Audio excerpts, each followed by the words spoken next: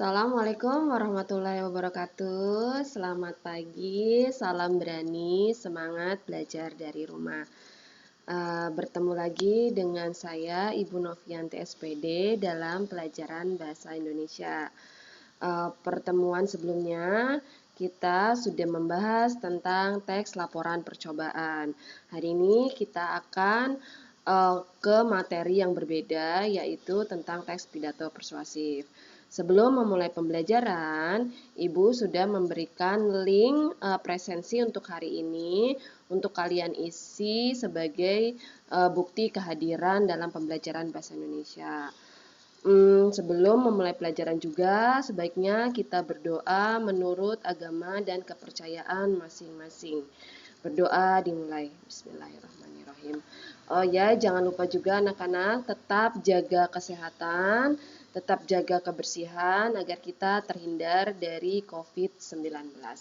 Baiklah, kita mulai saja pembelajaran hari ini, yaitu kompetensi dasar 3.3 tentang mengidentifikasi gagasan, pikiran, pandangan, arahan, atau pesan dalam pidato persuasif tentang permasalahan aktual yang didengar dan dibaca. Dan KD 4.3 menyimpulkan gagasan, pandangan, arahan, atau pesan dalam pidato, bisa lingkungan hidup, kondisi sosial, atau keragaman budaya yang didengar atau dibaca. Itu untuk KD pembelajaran hari ini. Tujuan pembelajarannya adalah yang pertama, siswa dapat mengidentifikasi gagasan, pikiran, pandangan, atau pesan dalam pidato persuasif. Yang kedua, siswa dapat menyimpulkan gagasan, pandangan, arahan, atau pesan dalam pidato persuasif. Mudah-mudahan pembelajaran kali ini kita bisa mencapai tujuan pembelajaran hari ini.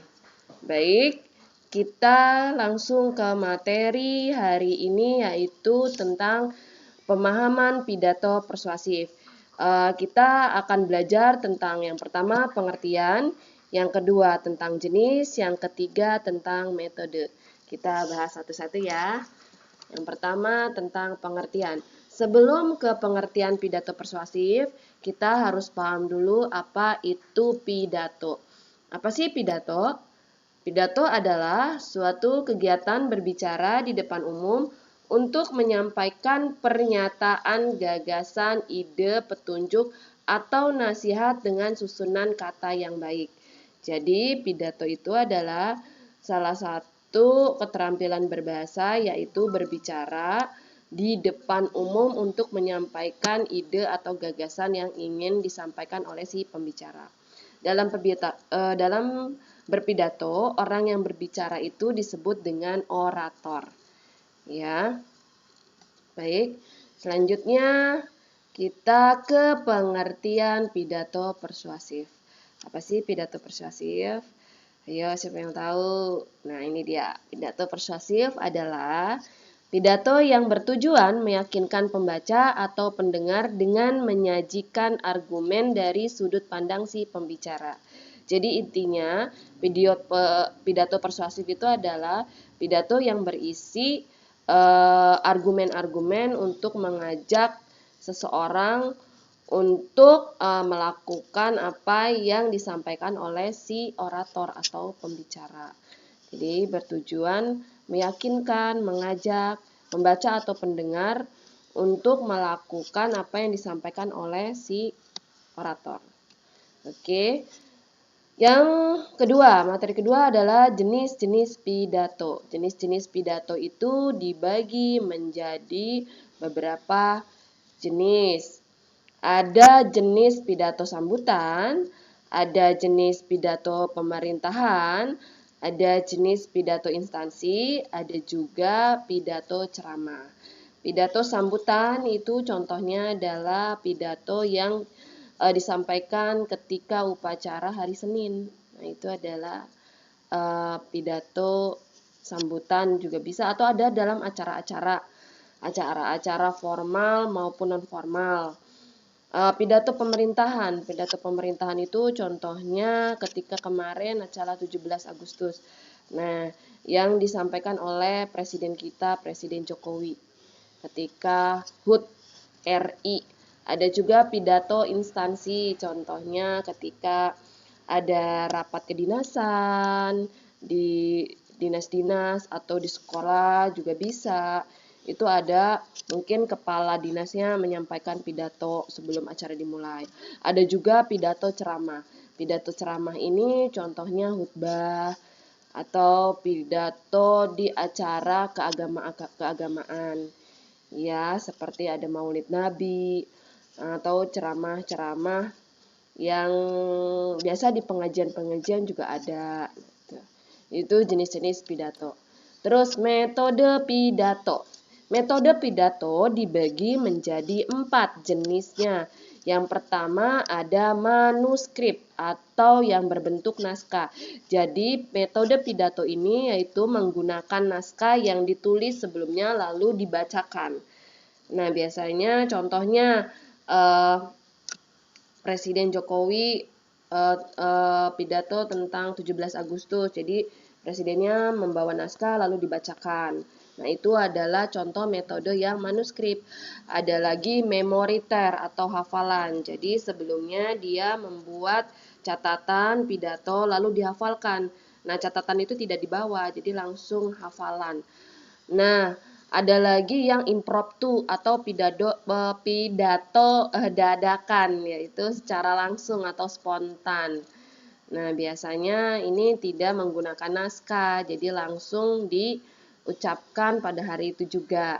Atau ekstemporan, ada lagi metode ekstemporan, yaitu, nah ini yang paling tinggi, biasanya orang-orang yang sudah mahir, yang sudah ahli berpidato, jadi dia hanya mencatat pokok-pokok pentingnya saja atau garis besarnya, lalu disampaikan dalam sebuah pidato. Itu dia metode-metode pidato. Selanjutnya adalah belajar tentang informasi dalam pidato persuasif. Informasi dalam pidato persuasif harus kita kuasai. Yang pertama harus menguasai tujuan pidatonya. Lalu setelah itu menemukan informasi dalam pidato persuasif. Nah, kita lihat. Tujuan pidato persuasif itu ada 4, yaitu memberikan informasi kepada pendengar. Yang pertama, jadi pidato itu harus ada informasinya, jadi memberikan informasi kepada si pendengar atau pembaca. Yang kedua, meyakinkan pendengar. Jadi pidato itu berisi sesuatu yang dapat meyakinkan orang yang mendengarkan atau membaca pidato tersebut.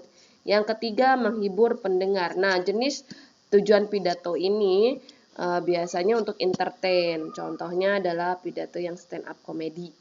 Nah, yang keempat adalah menggerakkan pendengar. Nah, dalam pidato persuasif harus ada unsur argumen itu yang bisa menggerakkan pendengar untuk melakukan hal-hal yang diberitahu oleh si orator.